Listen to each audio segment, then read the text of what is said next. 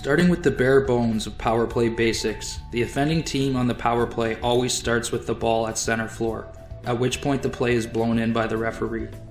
Usually it's the point player that starts with the ball, and often this is also the player that will initiate most of the set plays, with certain patterns of ball and player movement. This play in particular begins with the ball going once around the horn, or everybody getting a touch.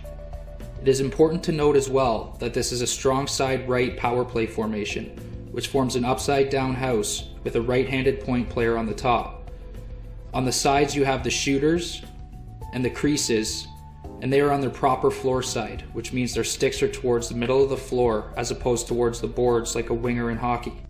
On this play, when the ball gets back to the point player, they quickly throw a skip pass to the far side crease, timed by a cut from the off-ball shooter for a high-quality shot in the middle.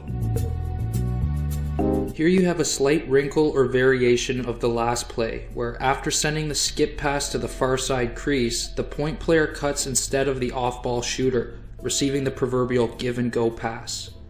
These sorts of patterns are known as set plays versus what I would otherwise refer to as drag and dump or draw and dump technique.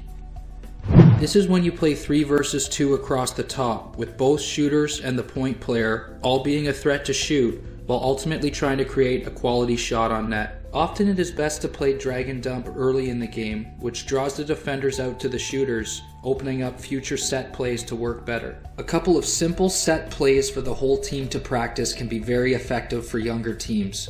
While older teams and young teams alike must both be wary of a stagnant, predictable power play, relying too heavily on the drag and dump or freelance, or otherwise the same set plays. When this is the case, passes begin getting forced through multiple sticks and turnovers begin to creep up. Players need to always be aware, both on ball and off ball, looking at defenders' positioning and understanding what sort of time and space they have should they get the ball. Should they take a shot or should they keep it moving? They constantly need to be a threat while also taking advantage of opportunities and defensive mishaps. Another key aspect of running a successful power play is timing.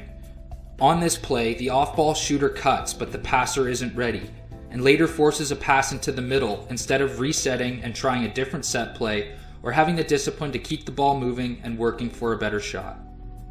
In this set, the players aren't keeping their feet moving, nor are they being a threat, so the defender takes a chance and jumps a pass. It is important to remain assertive on the power play and operating with a sense of purpose, using a mixture of both set plays and drag and dump or freelance techniques. To quickly recap the main points from this video.